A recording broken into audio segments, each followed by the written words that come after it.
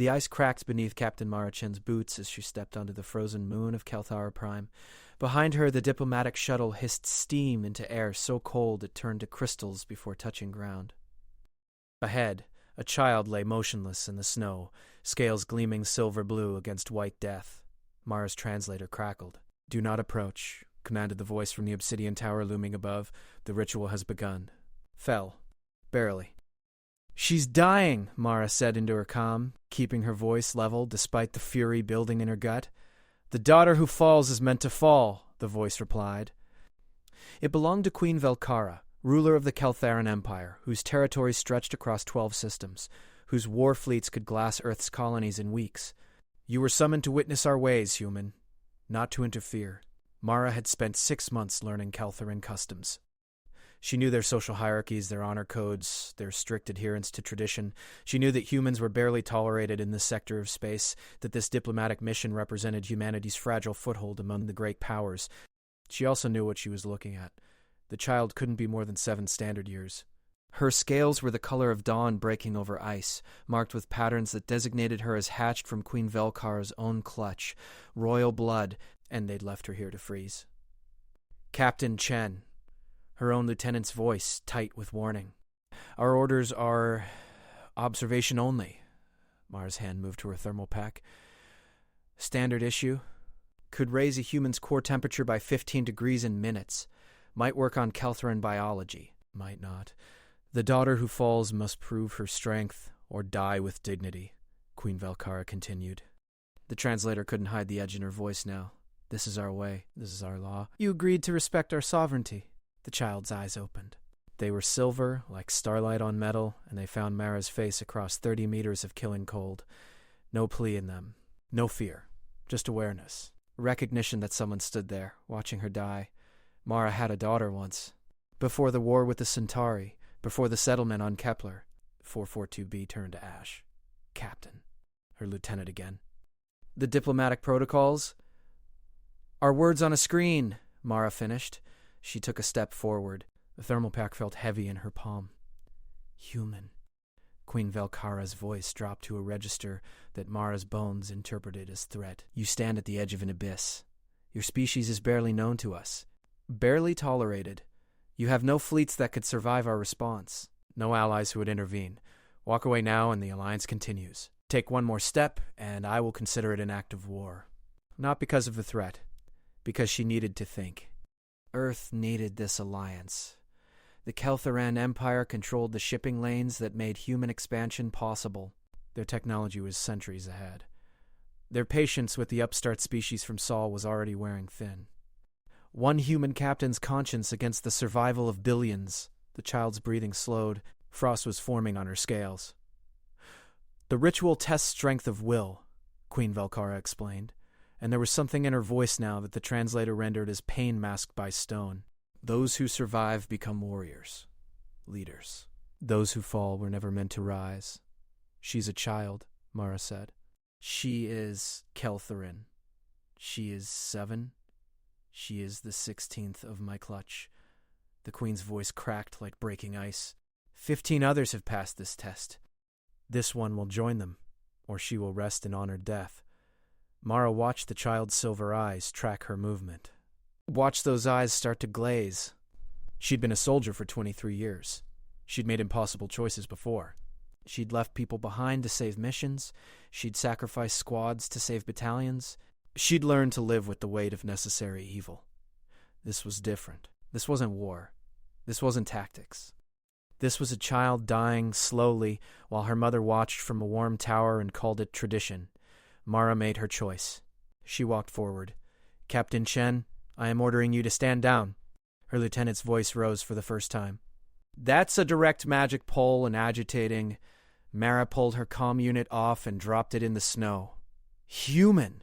The Queen's voice thundered through external speakers now, shaking ice from the tower's surface. "You condemn your people!" Mara knelt beside the child. Up close, she could see the muscle tremors, the way consciousness was slipping away. The girl's lips had turned blue-gray. "I'm sorry," Mara whispered, not sure if the child could understand. She activated the thermal pack and pressed it against the small chest. The effect was immediate. The child gasped. her eyes focused. Scales that had been dulling began to shimmer again within her light, and in the tower above, Queen Velkhara screamed. Not in rage, in anguish so profound that it needed no translation. The sound of a mother who had been forced to watch her daughter die, who had maintained her composure through supreme effort, who now heard that composure shatter like the ice beneath their feet. The tower's gate exploded outward. Queen Velkhara emerged in a blur of violet scales and ceremonial armor that blazed with bioluminescence. She was 3 meters tall, built like a predator from humanity's oldest nightmares. Her guard flanked her, weapons raised. Mara didn't move from her position. She kept the thermal pack pressed against the child's chest, kept her body between the girl and the approaching threat. "You have violated sacred law," the queen said. Her voice was controlled again, but barely. "You have interfered in royal succession. You have proven your species cannot be trusted." "I've proven that we don't let children die when we can save them," Mara replied. She looked up at the towering figure. "Call it whatever you want." Queen Velkhara reached down. For a moment, Mara thought she was about to die. The queen's talons could punch through combat armor. Mara didn't have combat armor. She had a dress uniform and principles that might have just doomed her species. But the queen didn't strike. Instead, she lifted her daughter from the snow with infinite gentleness. The child, still barely conscious, made a sound that Mara's translator couldn't parse. The queen's response was equally untranslatable, but the tone was universal. A mother holding her child. The queen's silver eyes found Mara's. "You have forced my hand, human. You have broken our oldest tradition. But before I pass judgment, answer one question. Ask it. Why? You knew the cost. You understood the stakes. Why sacrifice everything for a child not your own? A child of a species you barely know?" Around them, the Kelthran guard kept their weapons trained.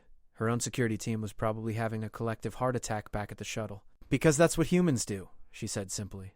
"We're not the strongest species. We're not the smartest. We don't have the best technology or the biggest ships. But when we see someone who needs help, especially a child, we help. Even when it costs us everything. Especially then." The child in her arms stirred, pressing against her mother's chest. Seeking warmth. Seeking comfort. Seeking all the things that Mara remembered from before the war, from before the loss, from when she had a daughter of her own to hold. "You humans are either the bravest species I have encountered," Queen Velkhara said slowly, "or the most foolish. Sometimes those are the same thing," Mara replied. The queen's expression shifted. Scales rippled with colors that Mara couldn't interpret. Then the queen turned to her guard and spoke in rapid Keltharan that the translator couldn't keep up with. The guards lowered their weapons. "The ritual is concluded," the queen announced. "My daughter lives. The human intervention has created an unprecedented situation." She looked down at the child in her arms, then back to Mara. "Our law states that the daughter who falls must prove her strength. If she cannot do so alone, she must find strength in another. Traditionally, this means an older sibling, a mentor, someone of our kind. But the law does not specify species. You, human, have granted her strength when she had none. You have bound yourself to her fate by ancient custom you did not know existed." Mara felt ice in her stomach that had nothing to do with the temperature. "What does that mean?" "It means you have claimed her," the queen said. "In our tradition, you are now responsible for her proving herself worthy. Her failures are your failures. Her dishonor is your dishonor. And, should she fall in the trials to come, you will fall with her. She must still prove herself worthy of the royal clutch. The ritual of ice was only the first test. There are 6 more. Each designed to forge weakness into strength. Each carrying the penalty of death for failure." The queen's expression was unreadable. "But now you will face them together, and if you both survive, perhaps I will reconsider my judgment of your species." The girl's silver eyes were clearer now, focused on Mara with an intensity that seemed beyond her years. There was a question in that gaze. Mara didn't need a translator to understand it. "Will you stay?" Mara thought of Earth, of the alliance that hung by a thread, of the billions depending on this mission succeeding, of the career she'd built, of the life she'd have to abandon if she accepted this burden. Then she thought of her own daughter, of promises she'd made but couldn't keep, of the chance to keep a different promise to a different child. "I accept," Mara said. The queen's scales flickered with what might have been approval. "Or surprise. Or both." "Then it begins," she said. "The human and the dragon daughter." An alliance written in ice and defiance. She turned toward the tower. Come. The next trial begins at dawn. You will need to prepare. As they walked through the snow, Mara felt small fingers grip her hand. The child looked up at her, and this time the translator caught the whispered words. Thank you. Together. She had no idea if that was true, but she'd made her choice on that frozen ground, and she'd make it again. Because some things mattered more than politics, more than alliances, more than fear. Some things were worth the risk. The tower gates closed behind them with the sound of finality. Somewhere above, in the diplomatic shuttle, Mara's crew was probably trying to figure out how to report this catastrophe. Back on Earth, politicians would be screaming about unauthorized interventions and broken protocols. Mara didn't care. She'd saved a life today. Everything else could wait. The child, the Queen's daughter, whose name Mara didn't yet know, leaned against her as they walked, still weak, still recovering, but alive. That was enough. For now, that was enough. The next morning arrived with false dawn painting the ice fields purple. Mara had spent the night in quarters that were simultaneously luxurious and prison-like, studying what little information her datapad contained about Kelthoran trials. The entries were sparse. Most humans never witnessed these ceremonies. Those who did rarely lived to document them. She found the child waiting outside her door. My name is Keolthra, the girl said in halting but clear standard. I learned human words for you. Mara knelt to eye level. That's very brave of you. You were brave for me. Keolthra's silver eyes held depth that seemed impossible for someone so young. Mother says you challenged fate itself, that humans do not understand when to be afraid. We understand fear, Mara said quietly. We just don't let it make our choices. Keolthra considered this. The next trial is the Labyrinth of Echoes. Many die there, not from creatures or traps. From themselves. What does that mean? Makes it real. If you break, you die. The child spoke with disturbing matter-of-factness. My brother Thelnar went mad there. They found him 3 days later. Scales turned white, mind empty. Mother had to end his suffering herself. Job. Mara felt her blood chill. And you have to face this? We both do. Keolthra tilted her head. What do humans fear most, Captain Marachin? Of a settlement burning while she was light years away, unable to help, unable to save the one person who mattered more than anything. Loss, she said finally. We fear losing the people we love. Then the labyrinth will show you loss, Keolthra said simply, and you must walk through it without breaking. That is the trial. Queen Velkara appeared in the corridor, her presence commanding immediate attention. The preparation hour has ended. It is time.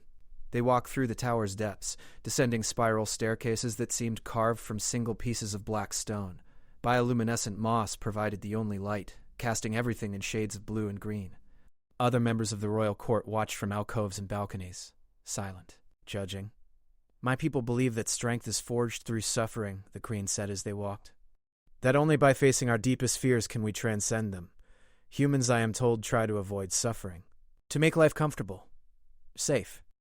We try to reduce unnecessary suffering, Mara corrected. There's a difference between growth and cruelty. Is there?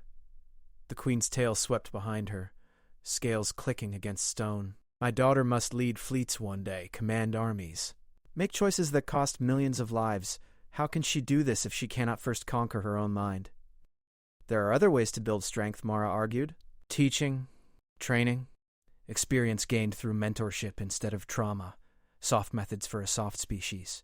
The queen's tone wasn't mocking, just stating fact. We are not soft. We cannot afford to be. They reached a massive circular door carved with symbols that hurt to look at directly. The queen placed her palm against the center.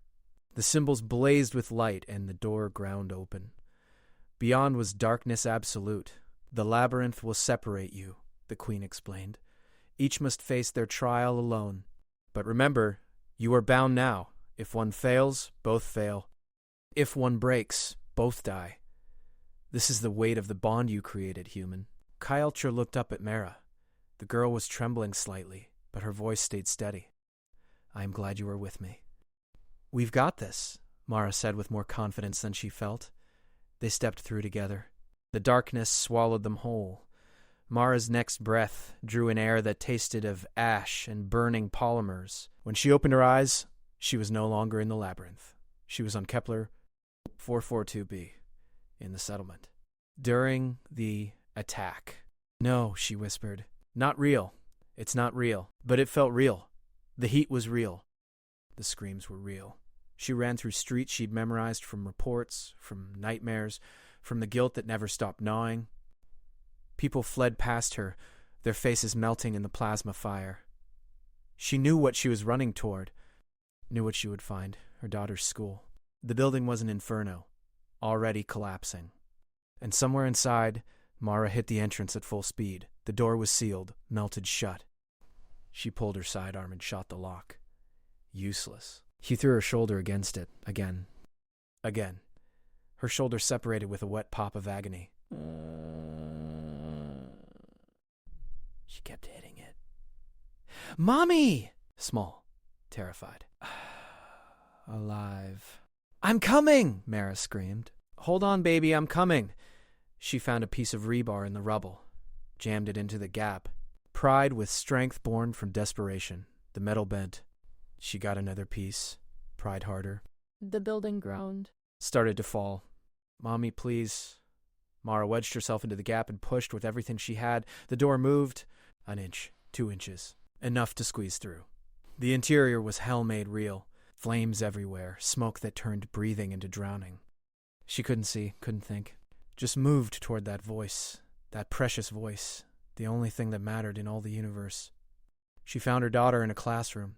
The girl was huddled under a desk exactly where the safety protocols said to go. So brave. So small. Their eyes met.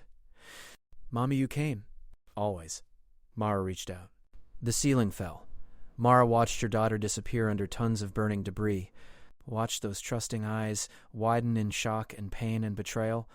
Why didn't you save me, Mommy? You promised. You promised you'd always protect me, Mara screamed. Tore at the rubble with bare hands. Burned. Bled. Didn't care. Found a small hand in the wreckage. Pulled. Pulled until her muscles tore. Pulled until the hand came free, connected to nothing, just a severed limb that she held while the world ended around her. Fell to her knees in the ash and fire and death. Let the grief take her. Let it consume everything she was. She'd failed. Failed the one job that mattered. Failed to be there. Failed to save her. Failed. Captain Mara Chen.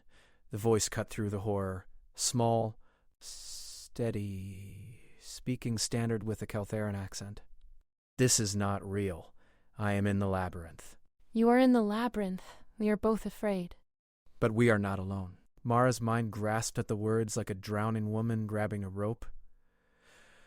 I see my siblings, Keothra's voice continued from somewhere beyond the flames. The ones who died in their trials. They tell me I am weak, that I deserve to die like them. But I remember something. I remember a human who walked through ice to save me, who risked everything. That was real. This is not. The fire flickered, wavered. You saved me, Keothra said. Now I save you. We are bound. We do not break alone. Mara closed her eyes, forced her breathing to slow. The hand in her grip dissolved to ash. The screams faded. The heat receded. When she opened her eyes, she was in a stone corridor. Keothra stood 10 meters away, silver eyes streaming with tears but still standing, still whole. I saw them, the child said. All of them. Dying, blaming me for living when they didn't. I almost believed it. Mara walked over and pulled Keothra into a hug. The girl was cold-blooded, her scales room temperature, but she clung to Mara like she was drowning. What did you see? Keothra whispered. My failure, Mara said. The moment I wasn't there when I was needed most. But you were here, for me. Keothra pulled back, wiping her eyes. That is not failure. They walked through the labyrinth together, hand in hand. Other horrors rose from the darkness. Mara saw her crew dying because of her choices. Saw Earth burning, saw herself becoming the thing she hated most, someone who looked away from suffering because intervening was too costly. Each time Keothra's voice pulled her back. And when Keothra faced her own demons, visions of disappointing her mother, of being cast out, of dying alone and unmourned, Mara returned the favor. They emerged from the labyrinth hours later. Or days. Time was meaningless there. Queen Velkhara waited at the entrance, her expression unreadable. "You survived," she said. It wasn't quite a question. Together, Mara confirmed. The queen looked at her daughter. Cantor stood straighter under that gaze, though Mara could feel the girl trembling. "You called out for the human in your moment of weakness," the queen observed. "Not for me. You stayed in the tower." The words hung in the air like a blade. Mara tensed, expecting rage. The queen's scales shifted through colors that indicated deep emotion. Pain, shame, anger, and something else. Something that might have been pride. "I stayed because our law demanded it," the queen said, and for the first time, Mara heard the weight in those words. "Because 15 children before you survived without help. Because I believed that your strength would emerge as theirs did. Because I am queen, and queens do not break tradition for love." She moved closer to Kayaltara. "But I am also mother, and I stood in that tower listening to you die, holding myself still through supreme effort, while every instinct screamed at me to run to you. The human's intervention spared me from a choice I prayed I would not have to make." "What choice?" Kalistra asked. "Whether to remain queen or remain mother." Velkhara's voice dropped to barely above a whisper. "Whether to watch my 16th child die, or to shatter the traditions that hold our empire together. You made that choice simple, human. You knew nothing of our ways. You saw only a child who needed help. In doing so, you saved more than one life." Mara met the queen's eyes. "You would have intervened." "Thanks to you." The queen's scales rippled with something that might have been relief. 5 trials remain, each harder than the last. Are you certain you wish to continue? I could send you home now. The alliance is already fractured. Your government is demanding your return." "What do you want?" Mara asked. The queen considered. "I want to understand why a species with no claws, no scales, no natural weapons has managed to survive in a galaxy that should have consumed them. I want to know if human defiance is courage or stupidity, and I want my daughter to live." She paused. "In that order." "Then we continue," Mara said. The next trial came 3 days later. Mara spent the time learning what she could about Keltharan combat techniques. Her military training was extensive, but fighting creatures that could rend steel with their bare talons required different thinking. Kaltra helped. The girl had been training since she could walk, and despite her youth, she moved with predatory grace that Mara envied. Together they sparred in a private courtyard, Mara using training weapons, while Kaltra learned to pull her strikes enough not to accidentally kill her bonded partner. "You are slow," Kalithra observed after disarming Mara for the 12th time. "I'm human. We're not built for speed." "Then use what you are built for." The girl circled, analyzing. "Humans are endurance hunters, yes? You could not outlast me in a sprint, but in a long chase you would win. This trial won't be a marathon," Mara pointed out. "No. It will be combat in the arena of truths. We fight together against 3 war forms." Kayaltra's tone suggested this was a death sentence. War forms are bioengineered creatures. Perfect killers. No fear. No mercy. No weakness. "Everything has a weakness," Mara said. "Humans would think so." Kayaltra tilted her head. "My brother Kethril thought so too. The war forms tore him apart in 43 seconds. How long do we need to survive?" 10 minutes, or until the war forms are dead." Kaltra's scales darkened to charcoal gray. "No one has ever killed all 3. Survival is the only realistic goal." "Then we survive," Mara said, but her mind was already working angles. 3 creatures. 10 minutes, 2 fighters, 1 child, and 1 human. Impossible odds, she smiled. Humans specialized in impossible. The arena of truths was carved from red stone that seemed to drink in light. Thousands of Keltharans filled the viewing platforms, their bioluminescent scales creating a galaxy of colors in the darkness. This wasn't just a trial anymore, it was spectacle. Queen Velkhara stood in the royal box, flanked by advisors and military commanders. When Mara and Kayaltra entered the arena floor, the queen's voice boomed through amplification crystals. The human and the dragon daughter stand together against the ancient test. Let the truth of their bond be written in blood and survival. The war forms that emerged were nightmares given flesh. Each stood 4 meters tall, built from composite genetics that borrowed from a dozen apex predators. Scales and fur and chitin mixed in impossible combinations. 6 eyes per head, distributed for maximum field of vision. Claws designed by military scientists to punch through armor, and those eyes held not animal intelligence but cold calculation. They assessed, found the weakest targets, and charged. Mara didn't freeze. She'd faced worse odds. Not often. Not by choice. But she'd learned that panic was a luxury soldiers couldn't afford. Pattern Delta, she snapped at Kael'thra. They'd developed simple tactical calls during their training. Pattern Delta meant split and distract. Kael'thra went left, using her speed to draw 2 of the war forms. Mara went right, keeping the third focused on her. The creature lunged with speed that shouldn't have been possible for something so large. Mara rolled under its claws, came up slashing with her plasma blade. The weapon scored a line across the warform's flank. Shallow. Superficial. The thing barely noticed. It backhanded her into the arena wall hard enough to crack stone. Mara's vision went white with pain. Definitely cracked ribs. Possibly punctured lung.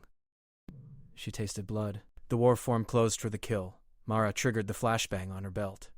Military issue. Not technically allowed in the arena. She'd forgotten to declare it. The creature's 6 eyes were designed for perfect vision in any light, which meant the flashbang hit them like a nuclear sunrise. It shrieked and recoiled. Mara didn't waste the opening. She went for the knee joint. Any creature that size needed strong knees to support its weight. 3 quick slashes with the plasma blade. The joint gave way in a spray of biofluid. The warform collapsed, crippled. 9 minutes to go. Across the arena, Kael'thra was in trouble. The 2 warforms had her cornered, and while her speed let her dodge the first few attacks, she was tiring. Mara ran to help despite her broken ribs screaming protest. "Pattern Epsilon!" she shouted. Kael'thra's head snapped around. Pattern Epsilon meant climb.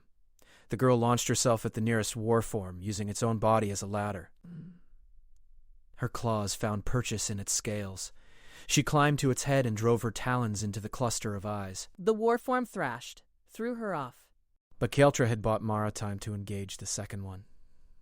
This time Mara was smarter. She didn't fight the creature's strength, she used it. When it charged, she stepped aside and drove her blade into its passing flank, letting its own momentum do the damage. Deep this time. Critical. Turned. Found Mara had already moved. She was at its rear now, hamstringing it with precise cuts. The creature collapsed. 2 down. The third warform, the one Kael'thra had blinded, was the problem. Without eyes, it relied on other senses. Sound. Smell. Heat. And it had learned. It didn't charge wildly anymore. It stalked. Patient. Efficient. "We need to finish this," Kael'thra gasped. Blood ran from a gash on her shoulder. "I am slowing." "So is it," Mara observed. The creature's movements were more cautious now. Defensive. "It's afraid. Warforms do not feel fear. They are engineered. Everything feels fear when it starts losing," Mara interrupted. "Watch." She picked up a piece of rubble and threw it hard against the far wall. The warform's head snapped toward the sound. For just a moment, its defensive posture shifted.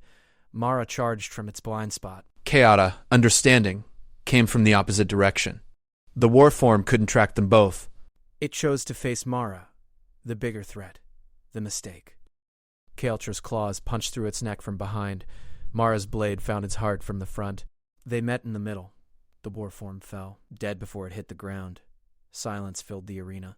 Then, slowly, the watching crowd began to pulse their scales in rhythmic patterns.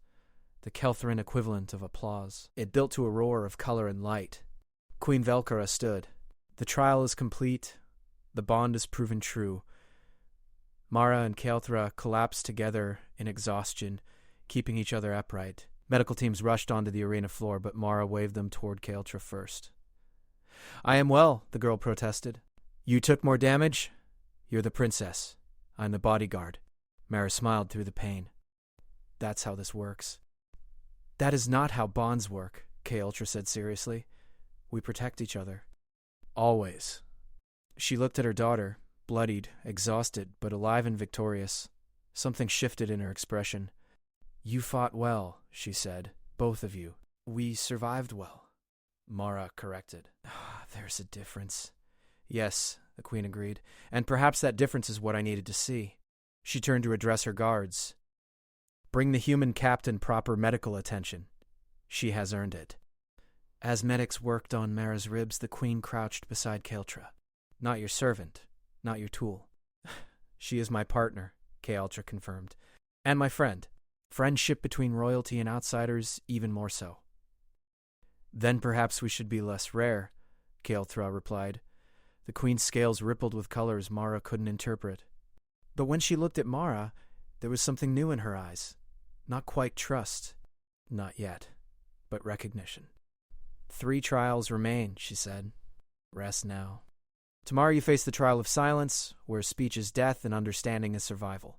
She paused. I confess I am curious to see how a human navigates that challenge. We'll manage, Mara said, though privately she was thinking that each trial seemed specifically designed to be impossible. That night, Kael'thra came to Mara's quarters. The girl moved silently, using skills learned from a lifetime in a court of predators. I wanted to thank you, she said quietly, for staying. For not abandoning me when you learned how dangerous the trials would be. I made you a promise on the ice, Mara replied. Humans keep their promises, even the hard ones. My siblings did not keep promises. They competed. Sabotaged each other. Sought to be the last one standing at any cost. Kael'thra curled up in a chair that was far too large for her.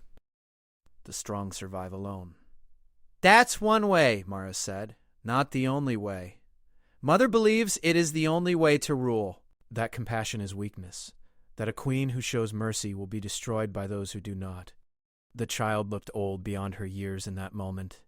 But I saw her face when you intervened. She wanted to save me. She wanted to break her own laws. She just couldn't. Being a leader is hard, Mara said. Sometimes the choices are all bad. You just have to pick the least terrible one. Is that what you did? Chose the least terrible option? No. I chose the option I could live with. There's a difference. I think I understand. She stood to leave, then paused. Captain Mara'chen, if we die in the trials, I want you to know, I am glad it was you who found me. I am glad my last days were with someone who chose compassion over calculation. We're not dying, Mara said firmly. We've made it through 2 trials, we'll make it through 5 more. And then you'll be a royal heir who understands that strength and compassion aren't opposites. You have such faith, Kael'thra observed. In me, in yourself, in happy endings. I have stubbornness, Mara corrected. And experience. The universe keeps trying to break humans. We keep refusing to stay broken. Eventually the universe gives up. The girl's scales flickered with amusement. I do not think the universe works that way. Then we'll teach it. Mara and Kelta were led to a chamber carved from crystal that amplified every sound. Even breathing echoed like thunder. The queen stood outside the sealed chamber, her voice transmitted through bone conduction speakers that bypassed the sound sensitivity. You will spend 3 days here, she explained. Any vocalization above a whisper will trigger sonic weapons that will shred your internal organs. Any attempt to break the chamber will result in immediate failure and death. You must learn to communicate without words, to understand without speech, to trust without confirmation. This is the trial of silence. It breaks those who cannot let go of language. Kethvar lasted 14 hours before he screamed in frustration and died. The chamber sealed. Silence pressed down like physical weight. Mara breathed carefully, trying not to make a sound. Kael'thra was better at this. Reptilian lungs didn't require constant breathing cycles. She could hold her breath for minutes at a time, moving only when necessary. 3 days, 72 hours. Without speaking. Just existing. Mara had trained in sensory deprivation. She'd endured torture resistance conditioning. But this was different. This wasn't about withstanding external pressure. It was about maintaining sanity in absolute isolation while sharing space with another being. She looked at Kael'thra. The girl looked back. They needed to communicate somehow. Mara pointed to herself, then to Kael'thra, then linked her fingers together. Together. Bond. Partner. Kael'thra's scales shifted to a warm amber happiness, Mara had learned. The girl pointed to her eyes, then to Mara. I see you. You are not alone. They developed a language of gestures. Touch for comfort. Scales changing color for emotion. Position and distance for need and state of being.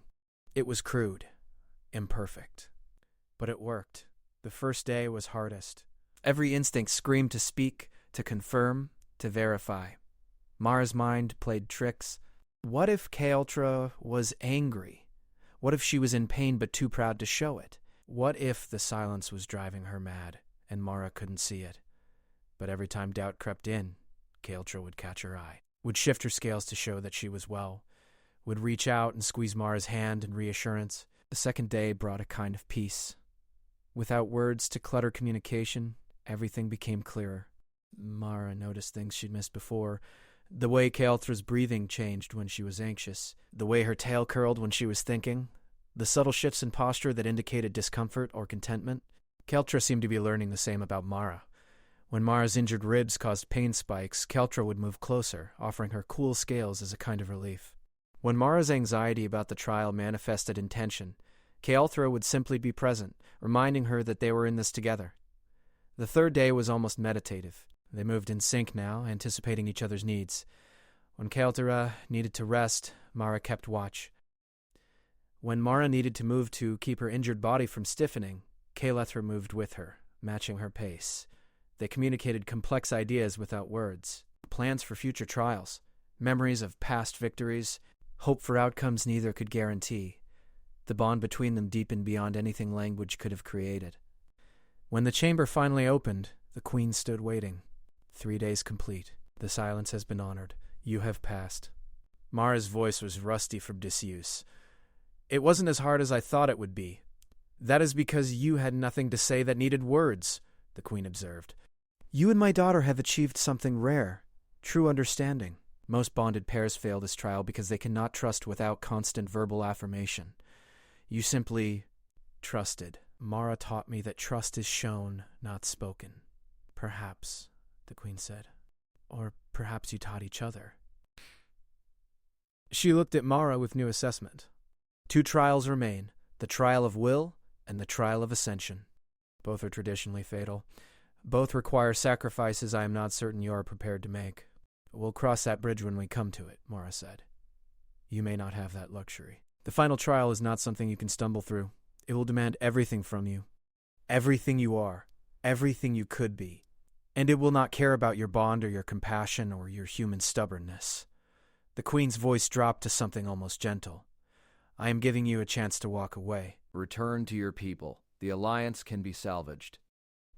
Your intervention, while disruptive, has shown my court that humans possess qualities worth considering. That may be enough. Mara looked at Kael'thra. The girl's eyes held a question. It's your choice. I will not blame you for leaving. I made a promise, Mara said simply. We finished this. The queen's scales shifted through a dozen colors before settling on deep purple, respect mixed with resignation. Then prepare yourselves. The trial of will begins at dawn. And may whatever gods your species believe in show you mercy, because our traditions will not.